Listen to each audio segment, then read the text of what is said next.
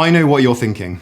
You're thinking that you would rather take a shit on an already blocked toilet than hear any more from RFK Jr. But here we are. Because since my last video talking about Kennedy's comments about finding a cause of autism by September, and then celebrating with Trump and the biggest press conference ever, we've since had news of a national autism registry containing the personally identifiable data of millions of American autistics and freely sharing this data with some fringe loons.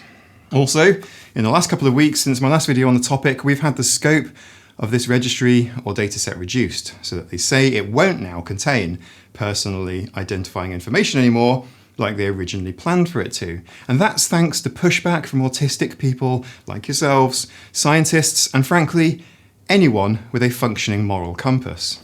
But don't get too comfortable yet, because Kennedy's hand-picked choice to oversee this federal autism initiative is none other than David Geier, a man whose entire career is a cautionary tale. Geier helped his father run dangerous, unlicensed medical experiments on autistic children, administering chemical castration drugs without ethical approval, and lost all credibility and the father's medical license along the way. And speaking of things that refuse to flush, across the pond in the UK, everyone's favourite ex-banker turned man of the people cosplayer, Nigel Farage. He's busy claiming that GPs are massively overdiagnosing special educational needs and disabilities, apparently over Zoom no less. Someone might want to tell Nigel that GPs don't diagnose autism or ADHD, and the real scandal is the years-long waiting lists, or thousands that you need to fork out for a private assessment. Thousands of pounds, thousands of dollars. Kind of doesn't make much of a difference at that point. And what does that do for you? It maybe shaves the wait down from multiple years to maybe just only a year or a bit under a year. That's what the privilege of money can do for you. It can shave the waiting list down to only being many, very many months. Hey friends, I'm Mike, a late identified autistic adult, and today we're going to talk about the politicization of autism that seems to have come about over the last year or so. And it might be starting in the United States, but it's certainly not ending there. The proposed National Autism Registry, which aims to collect private health data without consent, even from third-party vendors of things like fitness trackers, raises massive alarms about privacy and the potential misuse of information. Even in the UK, the US's more reasonable relative, I think we'd like to think of ourselves as, we have had DNR, or Do Not Resuscitate notices, placed on autistic people who were being treated in hospital in the early months of the COVID-19 pandemic. That's just a few years ago. And being on a government list of any sort, it's not going to end usually with good things happening.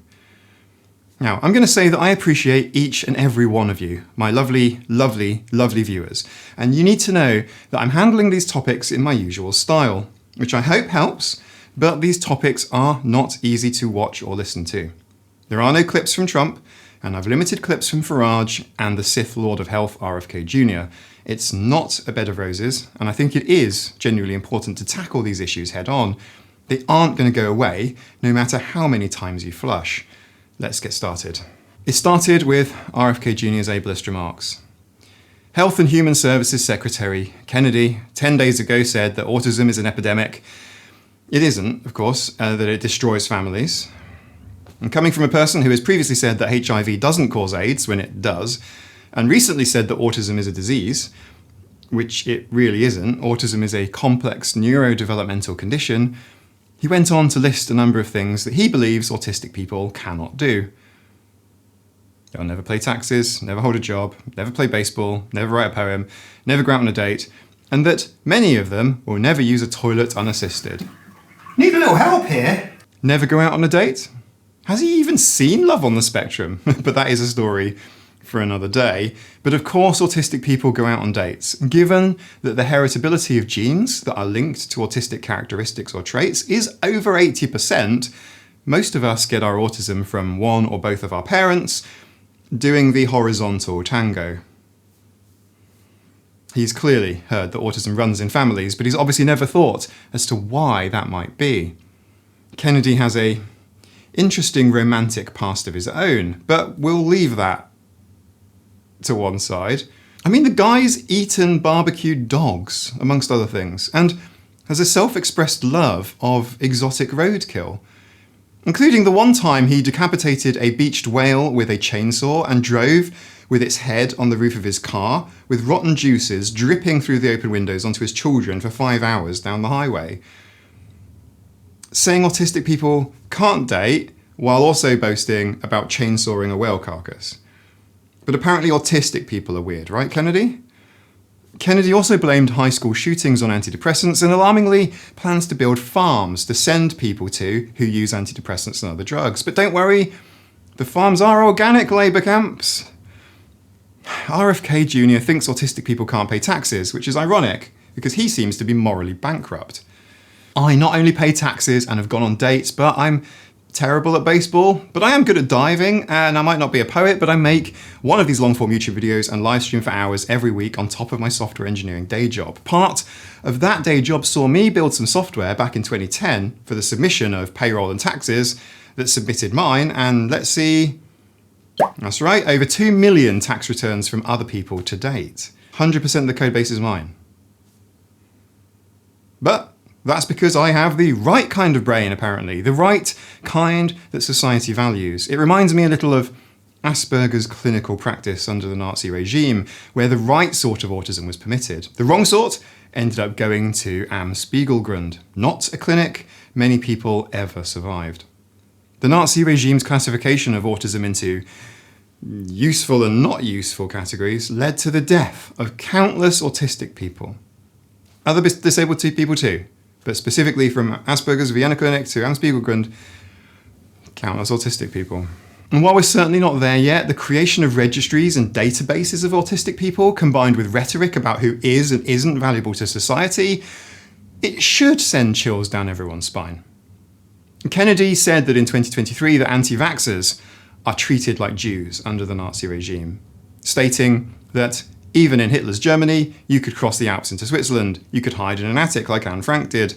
The only environmental toxin I think we should be worried about is what's in RFK Jr.'s mouth. This resulted in widespread condemnation, including from his own wife and the Anne Frank Foundation. Imagine being so wrong that you accidentally invent a human rights violation. Kennedy's comments about autism heavily imply that autistic people are only valued because of their contribution to society, as opposed to their inherent worth as a sentient being with their own thoughts, opinions, and values. Kennedy did later defend himself by saying that he meant only the most severely affected autistic people. But that is equally flawed and nonsensical, as I will get to later.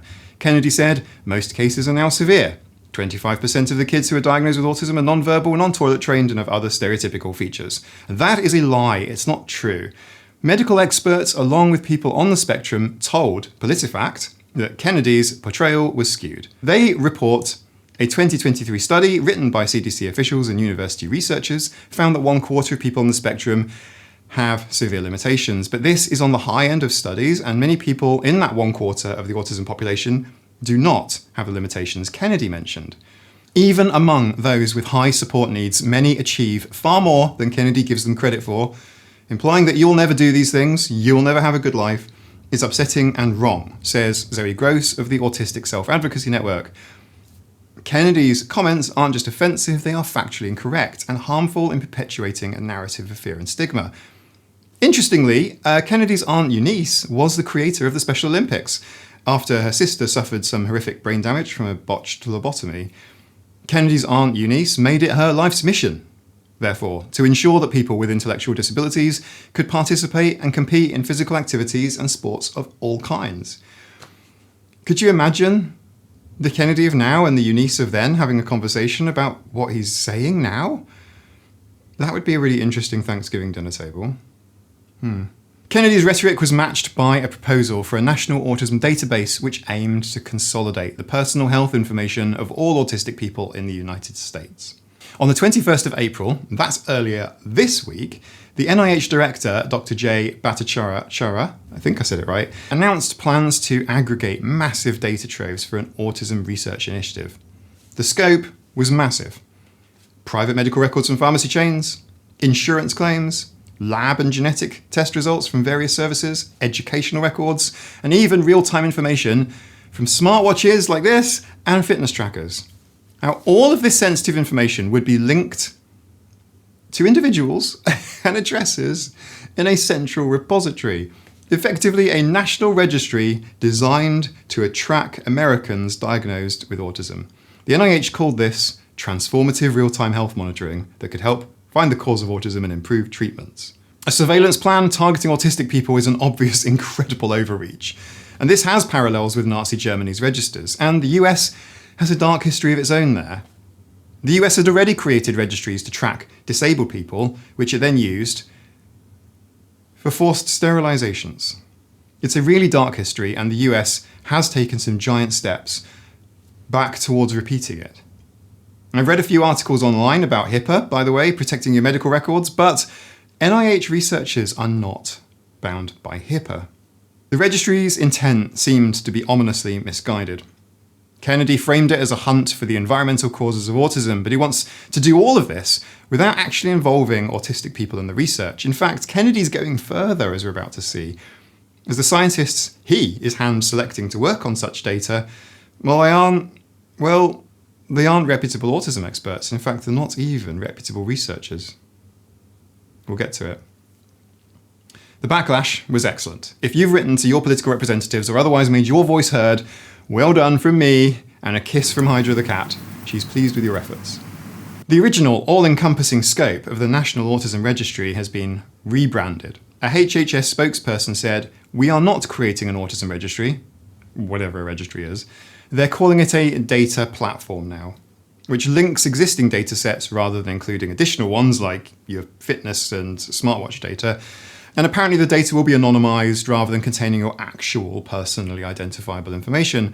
It's still largely the same, but it is a positive step. Now, the very fact that tracking individuals to that degree shows how far officials are willing to go, and the fact that they aren't sharing specifics about the structure of the data or the origin of the data sets that they're pulling from is actually still very disturbing. It might not be a registry, it's a database. Same lipstick, different pig. Because nothing says trust me like quietly building a surveillance state for disabled people. And let's say additional data that fills in some gaps in knowledge for why autism exists at all is learned, and that's a massively optimistic step, mind, and will take decades, not months. But in return, the government gets to track every single autistic person all the time. Is that a worthwhile exchange of freedoms? Because I don't think that it is. Bear in mind that researchers from around the world have been working on autism, mostly from a cause and cure, and if not those, then a treat narrative for decades. Hundreds of thousands of people working on detection methods, reducing autistic traits and developing a cure. The thing is, autism doesn't deserve the puzzling label it's been given by some. It's really well studied. I mean, researching quality of life improvements for autistic people has basically been avoided, and autism and aging research effectively doesn't exist at this point in time, but prevarication and conversation around what autism is and where it came from is incredibly pervasive. We basically know it's when a possibly autistic daddy loves a possibly autistic mommy very, very much, and well, you know the rest of the story. So why pin so much effort on this over everything, literally anything else that would be worth doing with their time? It's a really good question. No autism saga would be complete without the fringe loopy characters who just so happen to be making millions of dollars out of harming autistic people. And unlike a good episode of Scooby-Doo, the man under the hooded mask always gets away with it. Like Andrew Wakefield and that fraud. So let's introduce Dr. Mark Geier and his son David Geier. This is perhaps the most infamous father-son team in the autism cure underground. Their background reads like a medical ethics horror show. Mark Geier was a physician, an MD and geneticist who, along with David, spent decades pushing the false theory that vaccines cause autism via mercury poisoning. In the 2000s, they devised a brutal treatment for autism. They administered Lupron, a potent drug that chemically castrates by suppressing sex hormones, combined with chemical chelation therapy to remove mercury. They diagnosed many autistic children, mostly boys, with precocious puberty, or excess testosterone, without proper evaluations, just to justify Lupron injections. This so-called Lupron protocol was not only unproven, it was wildly inappropriate, unscientific, and very dangerous. Lupron is FDA approved for prostate cancer and certain adult conditions, not for children without those conditions. So, David Geier, notably, the son has no advanced degrees at all and nothing medical, yet he actively helped his father evaluate patients, perform procedures like ultrasounds, and recommend drugs, essentially practicing medicine without a license. America. Hiring David Geier to now run autism research is like hiring a flat earther to design your GPS system. To be fair, by 2011, multiple US states took action. The Geier's egregious conduct led to Mark Geier's medical license being suspended in every state where he operated autism clinics. That's at least 7 states. I think it was 9 states in total. Maryland's Board of Physicians explicitly charged David Geier with practicing medicine illegally alongside his father. They found the Geiers endangered children, diagnosing fake conditions, giving unapproved, toxic treatments, and even falsifying medical records. Mark and David also churned out dubious studies linking vaccines to autism, papers so shoddy that journals retracted and withdrew them. Courts discredited them too. The Geiers appeared as expert witnesses in hundreds of vaccine injury lawsuits, spreading misinformation until their testimony lost all credibility. David Geier's resume reads like a criminal indictment with extra footnotes. But in short, the Geiers are notorious fraudsters in the autism world. Mark Geier eventually died in March 2025. Oh dear, how sad, never mind. Leaving his son David lacking any credentials, possibly the most absurd person on the planet to lead any legitimate research of any kind. Trusting David Geier with autism research is like giving a butcher a scalpel and calling him a brain surgeon. So, naturally, RFK Jr. hired David Geier. Yes, in a move that left actual scientists facepalming, Kennedy tapped David Geier to help run the new HHS Autism Research Initiative aimed at relitigating the vaccine question. The decision was made quietly earlier this month. What was Kennedy thinking? Probably nothing, because nothing says autism expert like a man whose main scientific contribution is cutting heads off whales and marinating your own children in its juices for 5 hours. True story. Senator Maggie Hassan, a lawmaker and parent of an autistic child, blasted Geier's hiring in an open letter, saying David Geier lacks any scientific qualifications, but has a track record of harming children and manipulating data to fit his disproven conspiracy theories. He directly endangered the lives of children and does not belong at an agency that oversees the health of 70 million American children. Hassan recounts how Geier lied to parents, dosing kids with Lupron who had, quote, no diagnosed conditions that would necessitate this treatment, and ordering dozens of unnecessary tests on children to support his bogus therapies. Hiring David Geier to run autism research is like putting Jeffrey Dahmer in charge of school lunches. Too much? Well, okay. But it's hard to overstate how extreme this is and still try to keep a neutral expression about it all. Imagine the Scooby-Doo villains of autism pseudoscience being unmasked, only for the government to say, come on back fellas, we need your expertise. It would be laughable if it wasn't so dangerous, but by empowering Geier, Kennedy is legitimizing a man who literally gave castration drugs to autistic kids and cooked data to claim success. Think about it for a second. Kennedy is legitimizing a man who literally gave castration drugs to autistic kids and cooked data to claim success. The ethical breaches here are off the charts. Conflict of interest, lack of informed consent, abuse of vulnerable patients, you name it. For Kennedy to entrust the Autism Project to Geier shows it's like a fox in the henhouse scenario, proving that the whole initiative is built on bias and bad intentions. My hot take, walking in the park a couple of weeks ago, is I now think a safe conjecture. This casts a long shadow over any registry or study coming out of HHS under RFK Jr.'s watch. The people at the helm have a long history, well-documented history of prioritising ideology over human rights of autistic people, of autistic children. The Geiers were banned from medicine in more states than some people could ever visit on holiday, and somehow that is Kennedy's dream team. RFK Jr.'s brain must have been held together with roadkill and duct tape if he thought this was a good idea. Nigel Farage and the overdiagnosis myth in the UK. Jumping across the pond, a parallel saga unfolded in Britain, featuring Nigel Farage, known for being the firebrand guy responsible for Brexit and taking the UK out of the European Union. His party, which isn't actually a party, it's a limited company, Reform UK, and he's the leader of it, he recently claimed that there is a massive overdiagnosing of mental health conditions and special educational needs. Farage complaining about overdiagnosis is very rich, coming from a man who self-diagnosed as working class and not the wealthy ex-banker, firebrand politician that he actually is. Strange that he correlates the two, as they aren't the same, but okay. In late April, Farage claimed that the UK is creating a class of victims by too readily taking young people as having autism, ADHD or other conditions. He argued that it's too easy to get a diagnosis from a GP, even alleging that many of those diagnoses have been conducted on Zoom with the family GP. Family GPs diagnosing autism over a quick Zoom call, I have had pizza deliveries more thoroughly assessed than that. According to Farage, compassionate doctors are essentially rubber stamping disability diagnoses via telehealth, thereby conscripting teens into victimhood on disability benefits. He specifically states that at 18 you put somebody on a disability register with a high level of benefits, you're telling them that they're victims.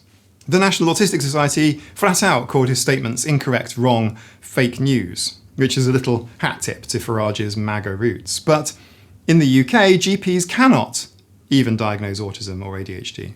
These assessments are conducted by specialists, often after long wait lists. Most autistic people struggled for years to get evaluated and recognised. Children with SEND and disabled adults are not victims being overdiagnosed, but they face huge delays and long fights to get basic support, including diagnosis, said Mel Merritt, a National Autistic Society spokesperson. Another charity leader asked if Farage had a medical degree because he hasn't kept up with his training, noting that rather than an epidemic of fake diagnoses, Britain has a generation in crisis being abandoned without help. Farage, by the way, he has a knack for blame shifting to some marginalised group. This was no exception. He's implying disabled people chose victimhood as a lifestyle rather than acknowledging any systemic failings. His rhetoric also echoes a similar trope that disability benefits are suspect and people that receive them might be just being a bit soft. Only the most severe need apply. Crucially, Farage's tirade didn't happen in a vacuum. It mirrored and might have also been stoking the actually real policy changes underway in the UK. In March to April, bear in mind it is still April, the British government announced deep cuts to disability benefits with a focus on narrowing eligibility to only the most serious cases. The reform specifically targets personal independence payment or PIP, which is a benefit for people with disabilities to help cover daily living or mobility needs. The plan is, so they say, to refocus eligibility on claimants with the highest needs for daily living support. In practice, this means raising the bar. People with moderate support needs will be filtered out, and only those deemed severely disabled would qualify in the future. For example, starting in late 2026, applicants will need to score at least 4 points on a specific PIP assessment to get the daily living component, effectively excluding those who currently get by with part-time support or assistive devices. It has been estimated that over 200,000 current claimants will lose PIP or the equivalent universal credit support of about £8,000 per year each, or $10,000. Another 600,000-ish people that would have qualified in coming years, who currently have it, won't get it now. That's over 800,000 disabled people affected. Many are autistic or have other invisible disabilities. It's a little worse, as those who lose PIP not only lose the money, but also PIP has become an official marker of need that helps claimants access local support. It's a checkbox. It's been projected to push at least 250,000 more people into poverty, including 50,000 children. Just a few then. The government says the cuts of about £5 billion are to fix a broken system and to encourage people into work, but these changes enshrine the idea that only profound disability is valid. If you're autistic, but you can dress yourself and cook, even with difficulty, you might not count now. If you have bipolar disorder, controlled by meds, you're expected to cope without support. This black and white approach has drawn comparisons to Farage's rhetoric, effectively dividing disabled people into deserving and undeserving. It politicizes the concept of disability severity, using it as a budgetary gatekeeper. The UK cuts are then grim. When politicians decide only the most visibly disabled merit help, countless others will fall through the cracks. Farage, adding his overdiagnosis claims, feeds this agenda by implying that many on disability, they aren't truly disabled. They're not real disabled people.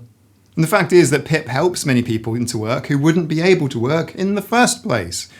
Many people who are autistic, have ADHD and chronic illnesses, are about to have their financial and social lifelines cut. It is a cruel irony. Accused of faking a disability in order to get benefits, then stripped of those benefits because they're supposedly not disabled enough. Profit and abuse in autism care.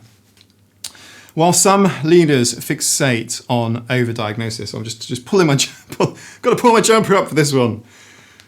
While some leaders fixate on overdiagnosis, a far more horrifying scandal continues, largely unreported. The forcible detention of autistic and intellectually disabled people in institutions. Thousands of autistic people are literally locked away in psychiatric hospitals or treatment centres, often for profit, under conditions violating their basic rights. In the UK, this issue was first exposed in the Channel 4 documentary Locked Away, Our Autism Scandal. That was 2023, and this remains urgent in 2025. Despite years of promises to stop warehousing people with learning disabilities, new data shows over 2,000 autistic or intellectually disabled individuals are stuck still in mental health hospitals in England.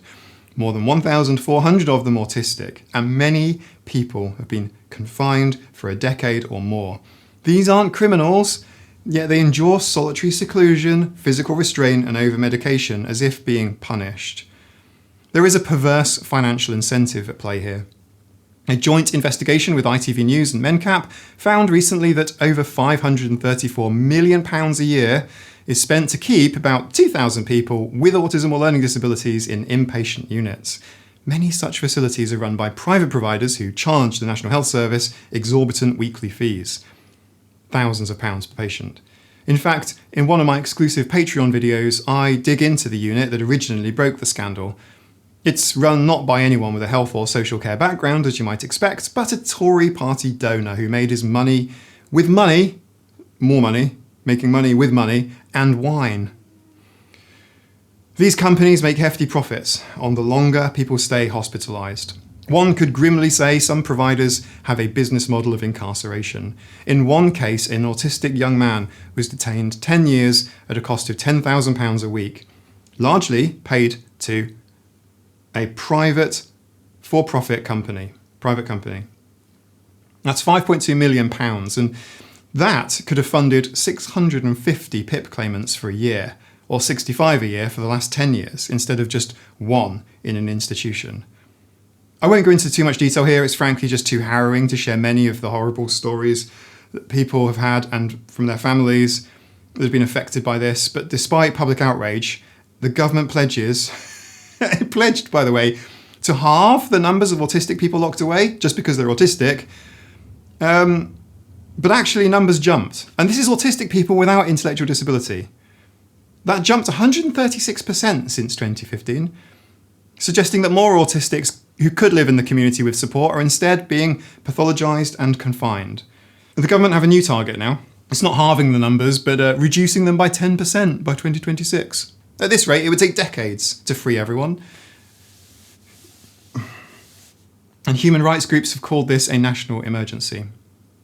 And frankly, at an average of £10,000 a week, which is more than the savings on PIP we're talking about, we could fund the living support needs of thousands of autistic people through PIP. Let's do the maths. £10,000 a week is $520,000 per year per person.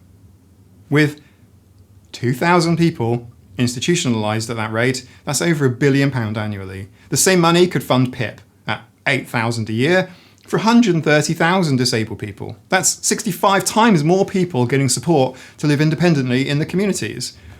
The numbers make it crystal clear. Institutionalisation isn't just inhumane, it's financially reckless.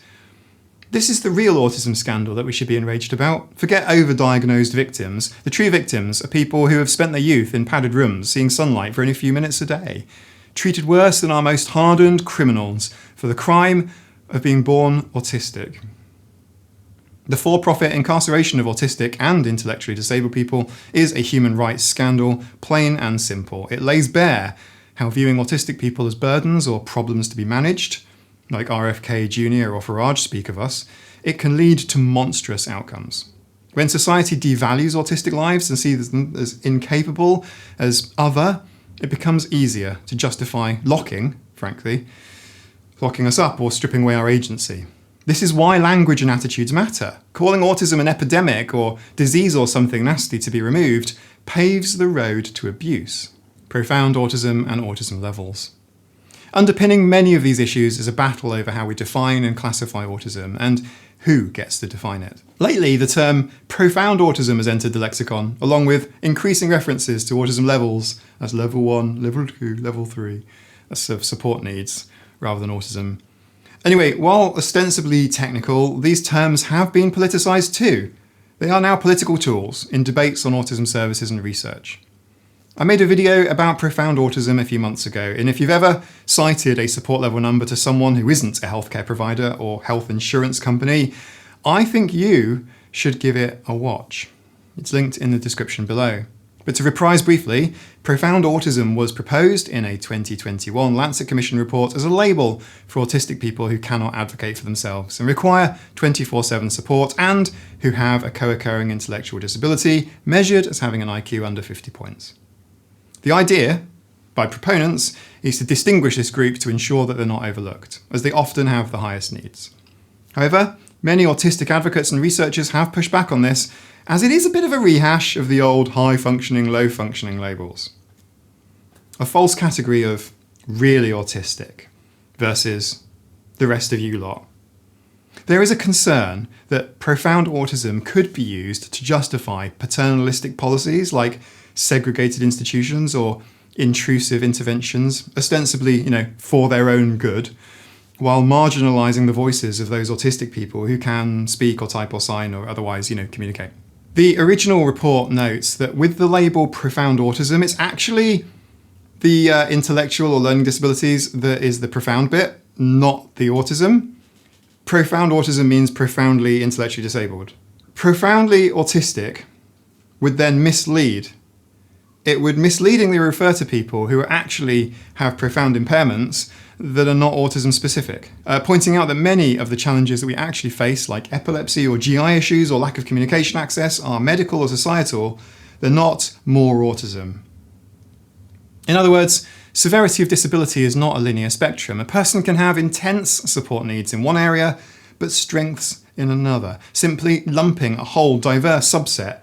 You, watching this, everything about you, your challenges, your achievements, the things you struggle with in one situation versus another, when you're at home or when you're at school, or when you're at work, or when you're outside in the park or the shopping centre or third space or whatever. Different support levels in each, am I right? Nope. That's level B autism. That's level 1 autism. That's level 4 autism. Doing that will hinder personalised support by just focusing on an identity label over your actual needs. Nonetheless, some organisations like Autism Speaks and the Autism Science Foundation have embraced profound autism to draw attention to those with the highest support needs, so they say. The politics come in when deciding resource allocation and policy priorities. For example, RFK Jr. frequently involves the equivalent of profound autism. He cites that 25% of kids with autism are nonverbal and not toilet trained, but it serves his narrative that autism today, it has to be somehow more intense than autism years ago. That allows for the environmental toxin to be blamed. Likewise, calls to focus research on profound autism sometimes carry an undercurrent of finding a cure for those people as opposed to supports or acceptance. Even in my YouTube comment section, I continually see comments directed at me, calling me high functioning and not like those other people with autism. Those other people with autism, the ones Asperger would have probably sent to Spiegelgrund, maybe. Those other people with autism might be the ones that the earlier registry of disabled people for forced sterilisation. Maybe they're candidates for that then, perhaps. Oh, I should be happy. I'm not like those ones. Real nice. Even Eileen Lamb, a director of Autism Speaks, left a comment on one of my videos implying that her profound autism child won't amount to much and would eat screws. We should focus on quality of life over cure chasing, tidying up and tightening any loose screws, right? Rather than writing people off as profound.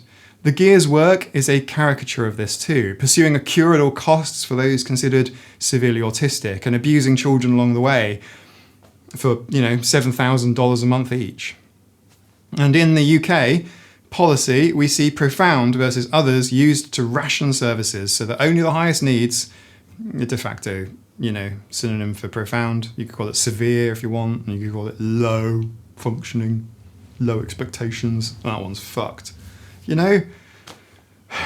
This is precisely the slippery slope that we feared. Profound autism is just a gatekeeping term for potentially leaving out those with moderate or lower support needs from even having their autism validated in the first place.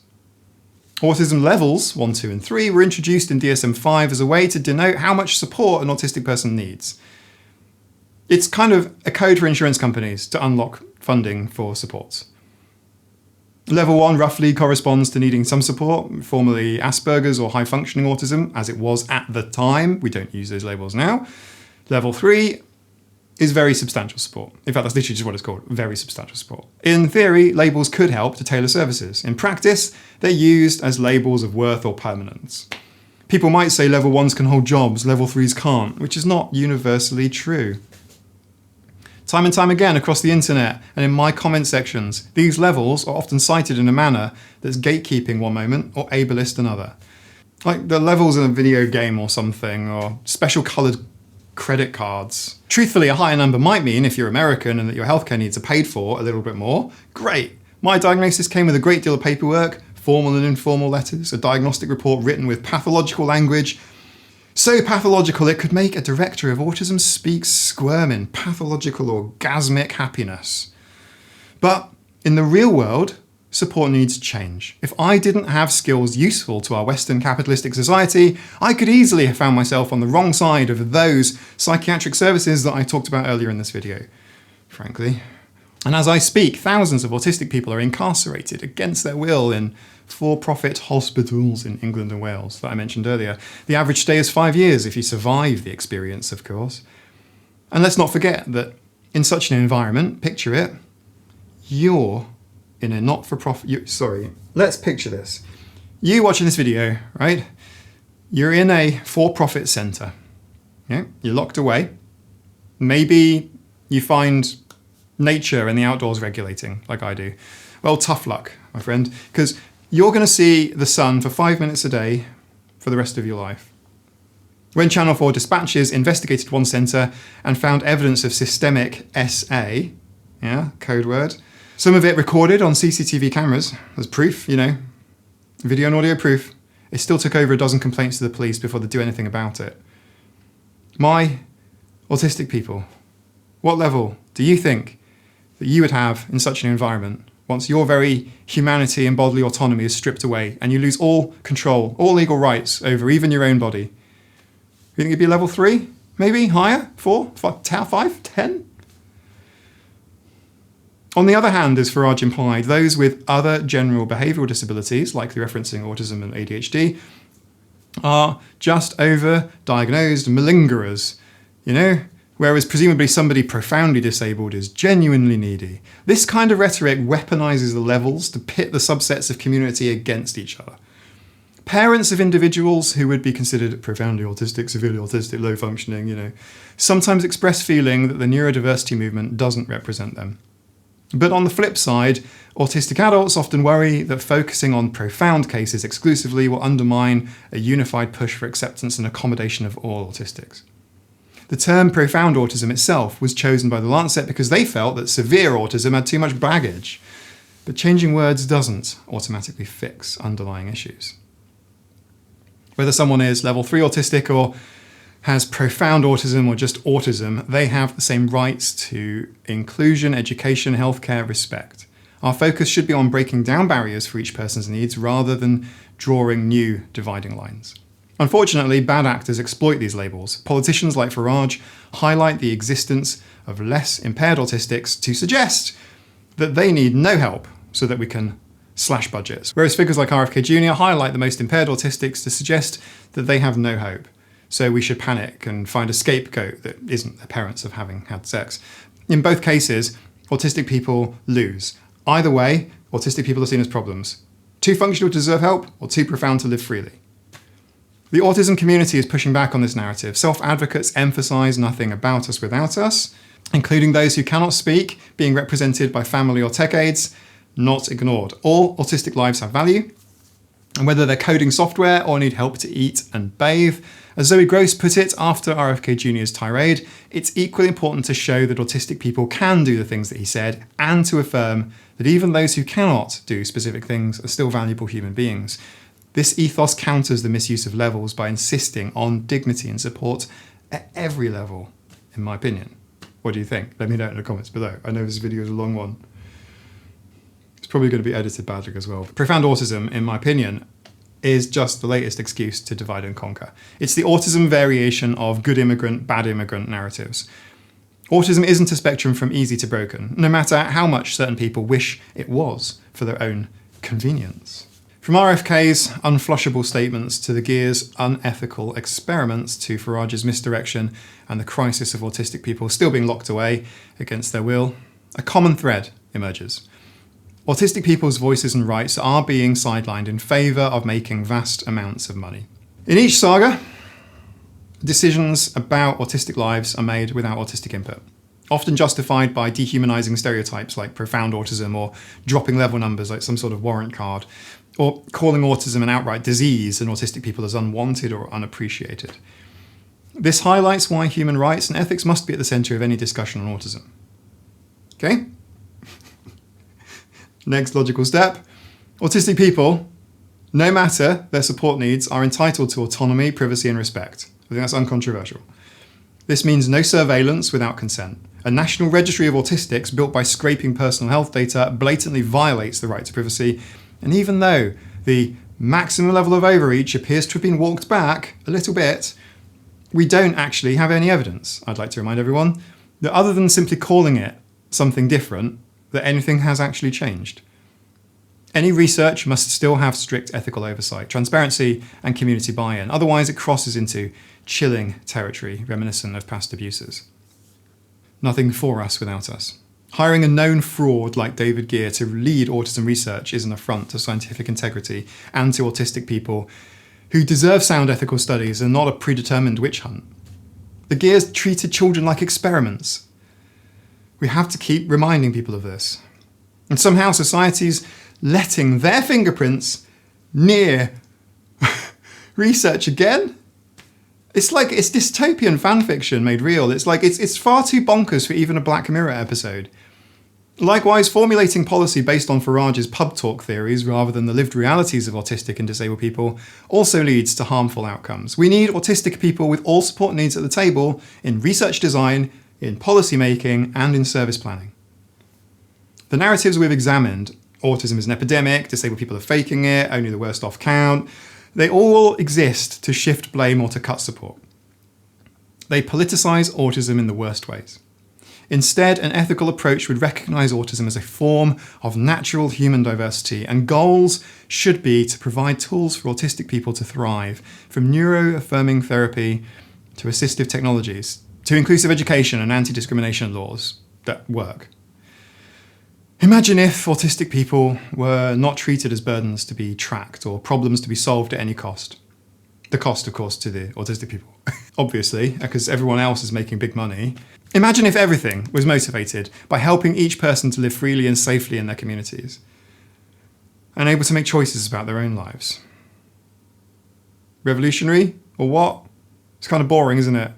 It's not that exciting. I know some advocates watch my videos, and if I could give you some suggestions, it would be to help shut down the horrible inpatient warehousing of autistic people. I mean, it would free up like more than £500 million a year, and that could be used in community housing and support programs. Ensuring that if a government collects health data, ever, it's done limited, it's for a specific purpose, for a specific duration, it's anonymised, it's done with consent, which is reconsented at each usage. There's a right to be forgotten or not to contribute your data to this registry, no matter what it's called. It means the purpose of any research is to solely improve services and lives of autistic people, not to stigmatise them.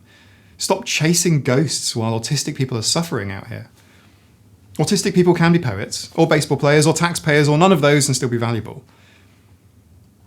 I know this is a heavy topic, and it wasn't the video I was expecting to make this week. Even so, making these videos takes a long time.